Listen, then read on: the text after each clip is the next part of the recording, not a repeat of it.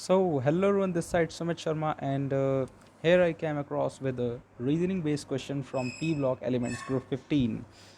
Group 15 के P block elements जो हैं उनके ऊपर जो रीजनिंग के क्वेश्चंस आते हैं वो बहुत ही इंपॉर्टेंट क्वेश्चंस होते हैं। सो आज उनमें से ही 30-40 क्वेश्चन मैं आज आप लोगों को बताने वाला हूँ, क्वेश्चन विद रीज़न, और उसका आंसर भी दूंगा। सो स्टार्ट करते हैं अपने इस वीडियो को, जो कि बहुत ही इंपॉर्टेंट वीडियो होने वाला है। और don't forget to check out the description check करना मत भूलिएगा। सो स्टार्ट करते हैं इस वीडियो को। सब्सक्राइब ज़रूर कीजिएगा अगर आप नए हैं इस चैनल पे, और वीडियो को लाइक ज़रूर कीजिएगा क्योंकि वीडियो बनाने में बहुत सारी मेहनत लगती है। सो हम लोग देखते हैं, मैं थोड़ा सा देख लेता हूँ। सो आप लोग देख सकते हैं ये जो हमारा एक वीडियो है, बहुत ही इम्पोर्टेंट वीडियो होने वाला है ये। इसमें हम लोग डिस्कस करेंगे रीजनिंग क्वेश्चंस। ठीक है, पहला क्वेश्चन देखते हैं हम लोग। Nitrogen does not form pentahalide although it exhibit +5 oxidation state. मैं एक्सप्लेनेशन भी करूँगा एक एक का। ठीक है, +5 oxidation state pentahalide nitrogen form नहीं करता है, इसके बावजूद भी ये +5 ऑक्सीडेशन स्टेट कैसे दिखाता है? कौन? नाइट्रोजन। ठीक है, तो देखिए यहाँ पे ये रीज़न लिखा हुआ है नेक्स्ट लाइन में। ये देखिए आप लोगों को मैं मार्क करके दिखाई दे रहा हूँ ये स्लाइड में। ठीक है, due to the absence of d orbitals N can not form and can not extend its valency beyond 4।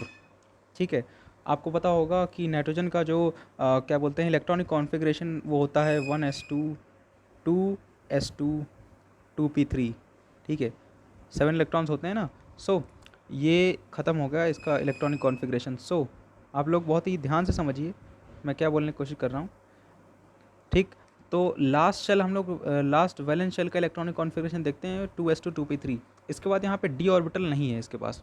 ठीक है, अब डी ऑर्बिटल नहीं है तो फिर तो ये क्या बोलते हैं पेंटाहेलाइड कैसे फॉर्म कर सकता है? और पेंटाहेलाइड फॉर्म करने के लिए हमें पता होना चाहिए कि डी ऑर्बिटल कंपलसरी होता है। ठीक है, और डी ऑर्बिटल ऐसा कुछ यहाँ पे है नहीं। सो देखते हैं आगे, ये आप लोग देखिए।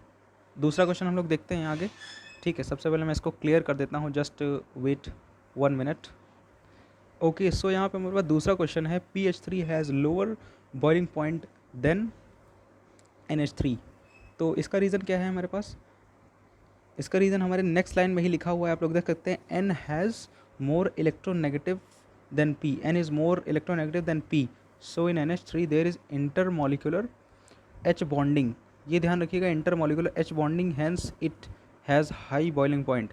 सो आप लोग ध्यान रखिए, NH3 में इंटरमोलिकुलर एच बॉन्डिंग होती है। कैसे? देखिए, ये N है, ये H है, ये H है, ये H है, ये क्या है? NH3।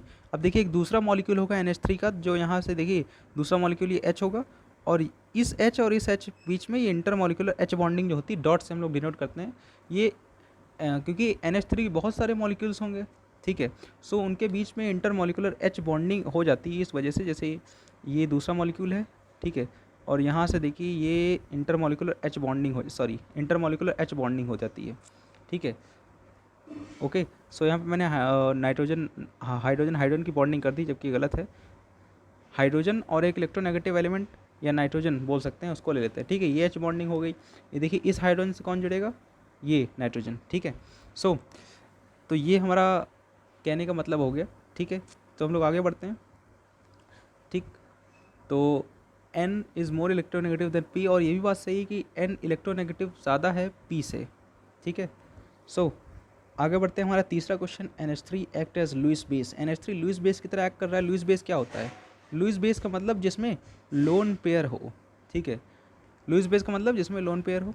सो तो यहाँ पे देखिए क्या लिखा है, because N has a lone pair electron, so NH3 act as Lewis base. ठीक है, N में लोन पेयर है जिस वजह से ये लुईस बेस की तरह एक्ट कर रहा है। ठीक, तो ये रीजनिंग का बहुत सिंपल सा आंसर है, यहाँ पे कोई कंफ्यूज होने वाली बात नहीं है। ठीक, फोर्थ क्वेश्चन देखते हैं हम लोग। NO2 डायमराइजेस। डायमराइजेस मतलब क्या होता है? डाई। यहाँ पे देखिए शब्द है डाई। डाई का मतलब दो, यानी कि दो NO2 आपस में जुड़ जाते हैं। ठीक, दो NO2 आपस में जुड़ जाते हैं तो क्या बना लेंगे? NO2, 1 minute, NO2 whole toys. ठीक है, दो NO2 आपस में जुड़ जाते हैं। ये ऐसा जुड़ क्यों जाते हैं आपस में? तो इसका रीज़न भी यहाँ पे लिखा हुआ है। क्या रीज़न है? क्योंकि NO2 में एक ऑड इलेक्ट्रॉन होता है। ठीक है, मैं आप लोग को बता दूँ NO2 में एक ऑड इलेक्ट्रॉन होता है, ये एक ऑड इलेक्ट्रॉन, जिसकी वजह से एक दूसरा NO2 आएगा और इसमें भी एक ऑड इलेक्ट्रॉन होगा, दोनों आपस में बॉन्डिंग कर लेंगे, ठीक। जिस वजह से क्या हो जाएगा, ये सिस्टम, जिस वजह से क्वेश्चन बन जा रहा है, ठीक है। फिफ्थ क्वेश्चन हमारे पास है। Fifth question, NH3 is stronger base than PH3। NH3 एक स्ट्रॉन्गर बेस है देन PH3। ऐसा क्यों है? देखिए यहाँ पे रीज़न भी लिखा हुआ है, due to smaller size of nitrogen there is high electron density. Due to smaller size of hydrogen there is high electron density. So आगे क्या लिखा हुआ है, नाइट्रोजन में आगे बढ़ते हो थोड़ा, ठीक।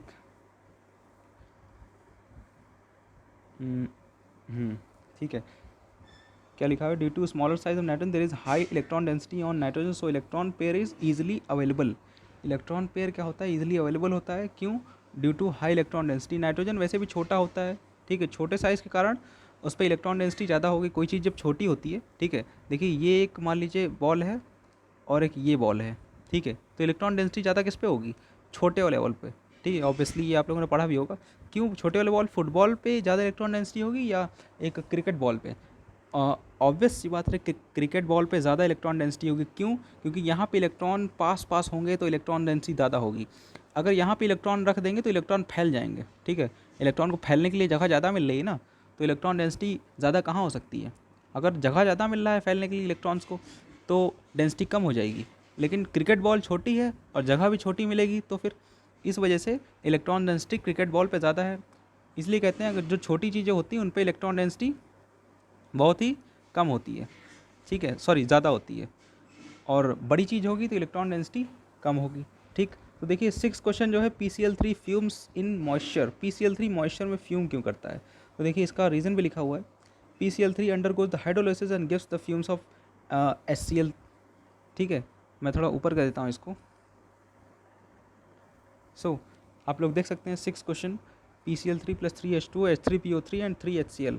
HCl के फ्यूम्स देता है PCl3, इसीलिए ये मतलब मॉइस्चर में PCl3 को अगर ले जाते हैं, इसलिए ये फ्यूमिंग इसलिए करता है क्योंकि वो मॉइस्चर से रिएक्ट करने के बाद, मॉइस्चर माने वाटर से रिएक्ट करने के बाद वो HCl3 के फ्यूम्स दे देता है, ठीक है। All the 5 PCl3, 7th question देखिए, all the 5 PCl3 bonds are not equal in PCl3, ठीक है। All the 5 PCl3 bonds are not equal in PCl5। ऐसा क्यों होता है? The two coaxial bonds suffer more repulsion from equatorial bonds, hence are elongated, ठीक है। सो आप लोग देख सकते हैं, मैं इसको बना के दिखाना पड़ेगा मुझे शायद। आने वाली वीडियोज़ में मैं स्ट्रक्चर दिखाऊंगा तो आप लोगों को बहुत अच्छे से और समझ में आ जाएगा। जो मैं क्वेश्चंस लाता हूँ वो खासकर केमिस्ट्री और मैथमेटिक्स के, उनको हल्के में बिल्कुल मत लीजिएगा। मेरी बातें जो मैं बोल रहा हूँ उनको, उसको भी हल्के में मत लीजिए, क्योंकि मैंने JEE एडवांस की माइक्रो से लेकर के मैक्रो एनालिसिस कर रखी है और मुझे आइडिया है कि किस तरीके का कैसा क्वेश्चन बन सकता है और किस तरीके का क्वेश्चन आ सकता है और आपके दिमाग में क्या चल सकता है और क्या नहीं चल सकता है, ठीक है। सो समझिएगा, PCl3 two axial bonds suffer more repulsion from equatorial bonds. Just wait 1 minute. Equatorial bonds hence are elongated. क्या लिखा है? From equatorial bonds hence are elongated, ठीक है। तो ये 7th क्वेश्चन का आंसर हो गया। H3PO2 has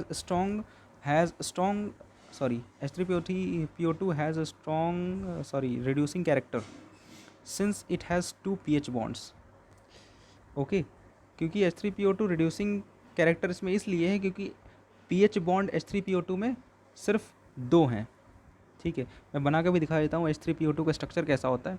H3PO2 में हमें पता है जब हम लोग स्ट्रक्चर बनाते हैं तो एक तो O ऐसा होता है और PO2 H3PO2 3 OH है ना, ये एक OH यहाँ से, एक OH यहाँ से और एक H यहाँ से, ठीक। कितना हो गया? H3PO2 2 ऑक्सीजन, सॉरी यहाँ पे ऑक्सीजन नहीं होगा, ये सीधा डायरेक्ट हाइड्रोजन से जुड़ा हुआ है, ठीक है।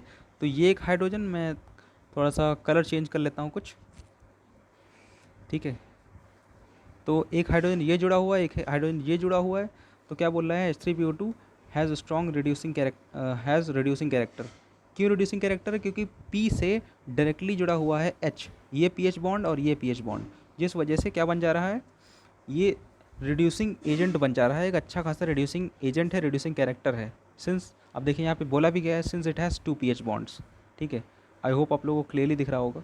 मैं फिर से इसको कर देता हूँ, ठीक है। सो मैंने स्ट्रक्चर बना के दिखा दी। ये सारे स्ट्रक्चर मैं डिस्कस करने वाला हूँ अपकमिंग वीडियो में। So stay tuned with us, subscribe करके ज़रूर रखिए। और बहुत ही extraordinary mind blowing fantastic question लाने वाला हूँ जो आपको किसी भी एग्जाम में फंसने नहीं देंगे। ये क्वेश्चंस मैंने बहुत ही हाई कम्पिटिटिव, मतलब क्या बोलते हैं, हाई लेवल कम्पिटिटिव एग्जाम्स की एनालिसिस, पेपर के एनालिसिस करके क्वेश्चंस ढूंढे हैं और बहुत सारे की कॉन्सेप्ट मैं देने वाला हूँ।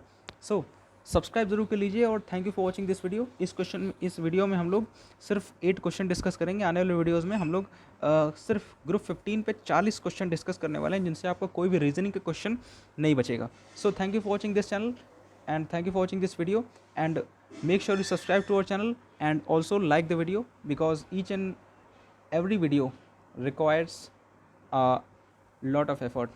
ठीक है, बहुत ही मेहनत लगती है, कहने का मतलब ये। So thank you for watching।